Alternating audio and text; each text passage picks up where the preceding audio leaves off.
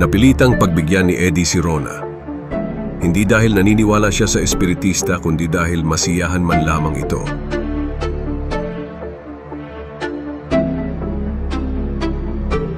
Maramdaman ninyo, pag narito na siya, pero huwag kayong bibitiw sa akin kahit anong mangyari.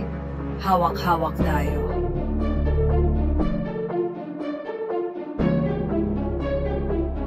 Nanalangin naman ang espiritista kung ilang saglit bago sinabi ang gusto nito. Tinatawagan ko ang kaluluwa mo, Clang Clang. Makikipag-usap sa iyo, ang iyong ina